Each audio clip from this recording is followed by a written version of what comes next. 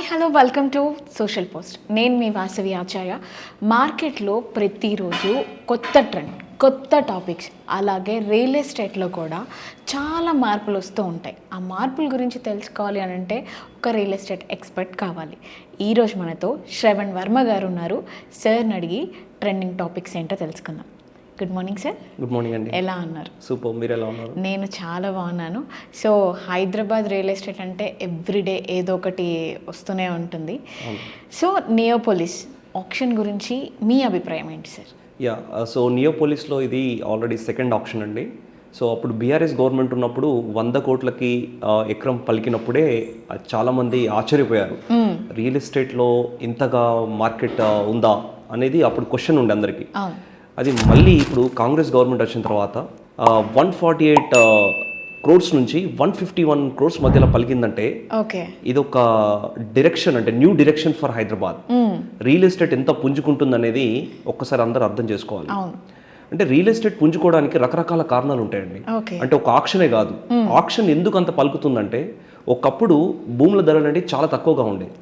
రోజులు మారుతున్న క్రమంలో, ఇన్ఫ్రాస్ట్రక్చర్ మారుతున్న క్రమంలో, డెవలప్మెంట్ మారుతున్న క్రమంలో, అండ్ అదే కాకుండా కనెక్టివిటీస్, అంటే రోడ్ కనెక్టివిటీస్ ఏదైతే ఉంటాయో వీటన్నిటి మూలంగానే మనకి రేట్స్ అనేది అంతగా పెరుగుతూ ఉన్నాయి. అంటే ఒక గవర్నమెంట్ ఆక్షనే కాదు, మీరు గవర్నమెంట్ని పక్కన పెడితే డిఫరెంట్ ల్యాండ్స్ ఏదైతే ఉన్నాయో, అంటే ఇప్పుడు ప్రైవేట్ ల్యాండ్స్ కొంతమందికి ఉంటాయి, ఆ ప్రైవేట్ ల్యాండ్స్ రేట్స్ కూడా అంతేగా పలుకుతా ఉన్నాయి. సో ఈ ఆక్షన్లో, నియోపోలిక్స్ ఆక్షన్లో ఎవరు మరి పార్టిసిపేట్ చేస్తున్నారంటే, చాలా వరకు బిల్డర్స్ అనేది పార్టిసిపేట్ చేస్తున్నారు.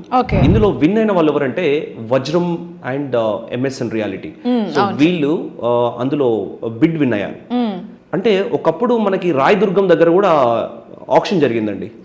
అప్పుడు కూడా ఎంఎస్ఎన్ రియాలిటీ తీసుకుంది. సెకండ్ టైం ఇప్పుడు కూడా ఎంఎస్ఎన్ రియాలిటీ తీసుకుంది.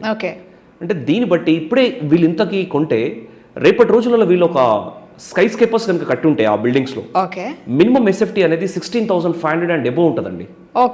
ఒక ఎస్ఎఫ్టీ రేట్ చాలా ఎక్స్పెక్ట్ చేయొచ్చు. చాలా చాలా అసలు మామూలుగా ఉండదండి. ఒక ఇన్వెస్టర్ తీసుకోవాలంటే కూడా అది ఎక్కువగా ఉంటుంది. అట్ ద సేమ్ టైం ఈ రోజు ఎవరైతే అక్కడ ల్యాండ్స్ ఉన్నాయో వాళ్ళకు కూడా అది నెక్స్ట్ లెవెల్లో ఉంటుంది అనమాట. సో ఇది ఒక హైలైట్ అనమాట, హైదరాబాద్కి ఇది ఒక హైలైట్. అసలు ఆప్షన్ పెడుతున్నారు అని మనం ఎలా తెలుసుకోవచ్చు అంటారు సార్? గవర్నమెంట్ నోటిఫికేషన్ రిలీజ్ చేస్తుంది కదండి. గవర్నమెంట్ నోటిఫికేషన్ రిలీజ్ చేసిన తర్వాత ఎవరైనా పార్టిసిపేట్ చేయొచ్చు. అందులో మీరైనా పార్టిసిపేట్ చేయొచ్చు, నేనైనా పార్టిసిపేట్ చేయొచ్చు. సో పార్టిసిపేట్ చేసేసి అకార్డింగ్ టు బిడ్ అనేది మనం వేస్తూ ఉంటాయి. ఫర్ ఎగ్జాంపుల్ ఇప్పుడు ఒక అక్కడ నియోపోలిస్లో ప్లాట్ నెంబర్ 17-18కి జరిగిందండి ఆప్షన్. ఈ 17-18కి ఎవరైనా పార్టిసిపేట్ చేయొచ్చు, డబ్బు ఉంటే అంతే అండి. వాళ్ళు ఒకరు 100 కోట్లు వేసారు అనుకోండి, ఇంకొకరు వచ్చేసి 110 కోట్లు అంటారు, ఇంకొకరు వచ్చి 120 కోట్లు అంటారు. So that is how the option goes. So ఎవరైతే హైయెస్ట్ బిడ్ ఇస్తారో వాళ్ళకి విన్నర్ అనేది డిక్లేర్ గా చేస్తారు. సో నెక్స్ట్ అసలు సామాన్య మానవుడు అటు సైడ్ కొనే అవకాశం ఉందంటారా, లేదు ఇంకా ఈ కంపెనీస్తోనే అక్కడంతా బిల్డ్ అయిపోతుంది అని అంటారా? అంటే ఇప్పుడు కొనొచ్చండి, ప్రెసెంట్ ఇప్పుడు కొనొచ్చు. కానీ ఇంకొక 4-5 ఇయర్స్ తర్వాత కొనాలంటే అసలు అది కోకాపేట్ అనేది కోట్లపేట అంటారండి. ఓకేనా, కోట్లపేట్. సో అంటే అక్కడ కోట్లతో కూడుకున్న రేట్స్ అయిపోయినాయండి ప్రతి ఒక్కటి. అంటే not only lands, sky scrapers లో మీరు తీసుకోవాలన్నా, ఒక స్టాండ్ అలోన్ బిల్డింగ్ లో మీరు తీసుకోవాలన్నా, ఒక కమర్షియల్ ప్రాపర్టీలో మీరు ఇన్వెస్ట్మెంట్ చేయాలన్నా, అది కోట్లతో కూడుకున్న పని అండి. సో అందుకే ఎవరి దగ్గరైనా మీరు నిజంగా డబ్బు ఉంది, ఆ ఏరియాలో మీరు ఇన్వెస్ట్మెంట్ చేయాలని ఒక క్యూరియాసిటీ కనుక మీకుంటే, ఇంట్రెస్ట్ కనుక మీకుంటే, this the right time for the investment. ఒక 5 ఇయర్స్ తర్వాత అసలు కొనలేరండి ఎవరు కూడా. అంటే ధనవంతుడు కూడా కొనలేడు. ఇంకా మళ్ళీ కొనేది ఎవరంటే మళ్ళీ టాప్ మోస్ట్ బిల్డర్స్ కొనగలుగుతారు తప్ప ఒక ధనవంతుడు కొనలేడు. ధనవంతుడు ఎక్కడ కొనగలుగుతారంటే ఎప్పుడైతే స్కై స్కేపర్స్ ని కట్టిన తర్వాత అందులో ఒక ఫ్లాట్ ని సొంతం చేసుకోవచ్చు, లేదంటే ఒక చిన్న కమర్షియల్ స్పేస్ ని సొంతం చేసుకోవచ్చు. అంతే తప్ప ఒక ఎకరం కొనాలంటే కొనలేరండి. సో అంతవరకు ల్యాండ్ రేట్స్ పెరిగిపోయి ఉన్నాయి కాబట్టి this the right time to invest చేయడానికి. సో ఇప్పుడు మనము ఆప్షన్ లో పార్టిసిపేట్ చేయొచ్చు అని చెప్తున్నారు. దానికి ఏమేం డాక్యుమెంట్స్ మనం సబ్మిట్ చేయాల్సి ఉంటుంది సార్? సో మనకి ఏం డాక్యుమెంట్స్ అవసరం లేదండి. జస్ట్ మన ఆధార్ కార్డు, మన పాన్ కార్డు ఉండి, మనకి ఏదైనా బిల్డర్స్ కి సంబంధించిన ఏదైనా ఫామ్ ఉంటే కూడా మనము చేసుకోవచ్చు. ఇండిపెండెంట్ గా కూడా మీరు చేయొచ్చు. సో దానికి ఎటువంటి ఇబ్బంది ఏం లేదండి. సో ఇప్పుడు ఆఫీసెస్ కానివ్వండి, కమర్షియల్ స్పేసెస్ కానివ్వండి, మనం తీసుకొని వాటిని ఇన్వెస్ట్మెంట్ కింద మార్చుకుంటే బెటర్ అంటారా?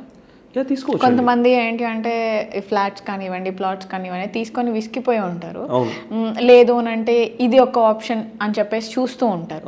సో కమర్షియల్ స్పేసెస్ కానివ్వండి, ఇంకా వేరేది ఏదైనా తీసుకుంటే అది బెటర్ అంటారా, లేదంటే లాస్కి పోవాల్సి ఉంటుందంటారా? కమర్షియల్ స్పేస్ ఎప్పుడైనా లాస్ కాదండి. కమర్షియల్ స్పేస్లో ఇన్వెస్ట్మెంట్ చేస్తే వాళ్ళకి మంచి రిటర్న్స్ వస్తాయి.